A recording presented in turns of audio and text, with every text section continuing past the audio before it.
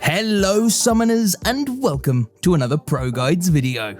I'm Matt and today we're going to be talking about Seraphine's long-awaited official reveal. Our initial predictions were pretty close, but now we finally have the confirmed final kit Seraphine is coming out with, and more about the new pop sensation. But first, today's question of the day is, what are your thoughts on this new champ? New champs these days are usually met with a huge amount of criticism, with people bandwagoning and calling a champ unoriginal or too OP. Watch the video all the way to the end and let us know your answer in the comments below. And one last thing, be sure to visit us at ProGuides.com. We have the best roster of coaches, top-tier live classes from instructors like Mike Young and Zyrene, and courses covering a variety of roles and champs from your favorite pro players like Doublelift. I also highly recommend that you try out our VOD review feature. The way it works is you send in a replay file and the coach sends you back a fully reviewed VOD. It's a super convenient option that saves you some time, so give it a try. Now without further ado, let's get started. So after 2 full months of speculation, starting with leaks in August, hints based on a Twitter account, and of course all of the theories of the internet detectives that put all the pieces together, Riot has finally confirmed that Seraphine is indeed a champ that is coming to League. But what we've been given the past few weeks, from her Twitter account to the KDA comic strip, have been a look at Seraphine's real-world persona. The Seraphine that exists as a part of what is arguably League's most successful thematic that even extends to the real world, KDA. Today we've been given a full blog giving us insight on Seraphine, and we even know her full kit. So what, or who, is Seraphine? As we predicted, she is a musical-themed champ that's going to be played in the mid lane. Now, before you jump to any conclusions, hear me out. Seraphine may have some concepts that sound similar to other champs, but in practice, she's a unique control mage that can have a sensational impact on a game in her own way. So with all of that said, what does Seraphine actually do? Seraphine's passive is Stage Presence. Every third basic ability she casts will echo. The second cast is automatic, instantly casting the second use of the ability after the first. The second part of the passive makes it so every time you cast an ability near an ally, Seraphine creates a note for herself and her nearby allies. When she has her notes available, Seraphine's next basic attack has extra range and does bonus damage, consuming the note in the process. The first part of this passive directly interacts with the rest of her spells, so we'll talk about that later when we've covered her full kit. What's really interesting is the second part. True to her identity as a pop star, she gains more power with an audience, and the bigger, the better. Of course, we don't know the exact numbers yet, but in a full-on 5v5 teamfight, I expect this will pack quite a punch as Seraphine combos spells, builds her notes up to full, and unleashes massive, fully charged auto attacks.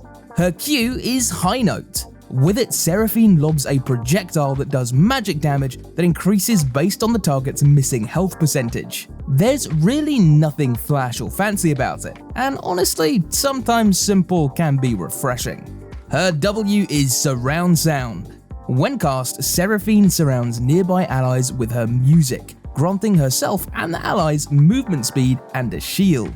If Seraphine is already shielded before casting, she also heals her nearby allies, restoring more HP based on how many allies she affects.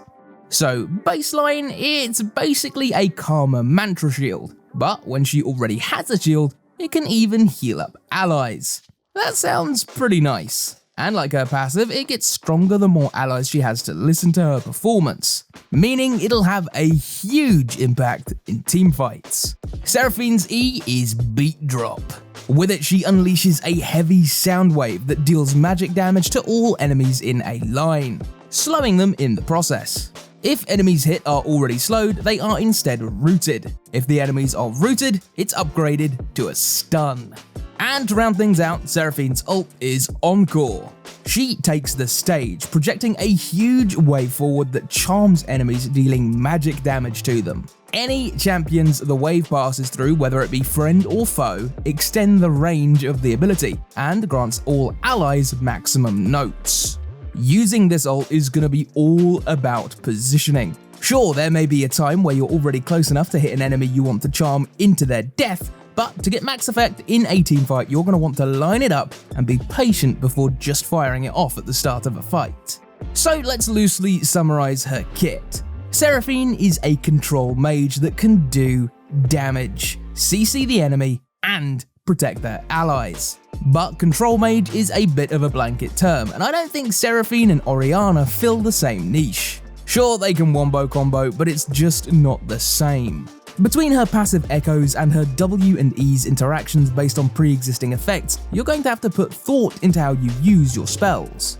Say you want to do as much damage as possible and your team has plenty of slows. You should look to cast E to root the already slowed enemies, and then use your echoed Q to do maximum damage. Maybe in a different situation, rooting isn't enough. You need to stop the enemy from attacking back because it's a fed ADC that'll kill you before you kill it, regardless of your root.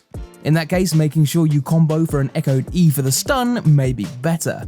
If you have an enchanter or even just someone like Lee Sin on your team, ask for a shield before casting W to get max value by also healing your teammates. The possibilities are endless really, and it's nice to have a mage in the game with such a variety for possible combos, all depending on what you need for your comp, the enemy comp, and whatever situation you're in. So aside from her kit, what else do we know about Seraphine? Remember, now that we've been given a full champion insight dev blog about her, this isn't the Seraphine that's joining KDA. This is the Seraphine that's coming to Runeterra. So how does a character based on being a pop star fit into the fantasy land of Runeterra? A land with dragons, yetis, demons, and where people fight with shields and swords. Well, as you know, Piltover and Zorn are the most technologically advanced parts of the world, and we've seen the inventors and scientists of the two cities. Seraphine is here to show us what the more creative, artsy side of things look like, so to give her the modern, real-life feel of a pop star without making her out of place in the world of Runeterra, her pop star career is powered by Hex Tech. The mix of magic and science powers her mic, lights, and floating platform, so she can reach audiences everywhere. The Seraphine as a person is kind and empathetic, a stark difference from the typical unapproachable demeanor many superstars have. She's not just a musician, she can literally hear other people's emotions in the form of music. But that's not all. If you know anything about the lore of League, you may know Hextech crystals are actually powered by the souls of the Bracken, aka Skarna's family. Seraphine can actually hear the Bracken themselves through their own song trapped within the crystals. She connected with one in particular, lost herself in its song, and learned to handle her power. She harnesses this power, wanting to use her musical ability to reach the hearts and uplift the souls of as many people as she can. Riot took this concept really seriously, to the point that they wanted it to affect the people playing the champ. A senior game designer, Riot Jag, stated that when working on Seraphine, he knew that many people hate that League is such a team-reliant game, and that the idea is the concept of so much frustration. And he wanted Seraphine to help fix that. Her kit encourages you to play around your teammates, not just empowering Seraphine, but also increasing her effect on allies. Seraphine isn't a diva here to dominate the stage. She has a kind heart and wants to share it. And honestly, I'm here for it. As an added bonus, Seraphine even has her own unique, beautiful music that plays when playing her. Allies that get close to her can hear this music too, letting them know they are in the range of all of her spell effects. Before we go, I'd like to pass along this message from a Rioter. Reeve posted on Reddit basically saying that people should really try Seraphine out before jumping on the Sona 2.0 train. It's really easy to jump to conclusions. Remember when people said Lilia Q was basically Darius Q, or her ult was just a Zoe Sleep? Remember when people said Yone was just Season 10 Yasuo, or Samira ult was just Katarina ult on crack? Well, look at those champs now, fulfilling their own unique roles in League. When comparing her to Sona, he points out that she is very much a skill shot reliant champion, something Sona does not have to worry about. She has her very unique echoing passive that helps you shape your gameplay to different needs. Don't be a bandwagoner. Give her a try yourself and just see how amazing this new champ could be. And that is all we have for you on Seraphine for now. Be sure to sub to the channel so you can be the first to see our guide when we drop it. And remember to let us know what you think about Seraphine in the comments below. We really love to see what you guys have to say.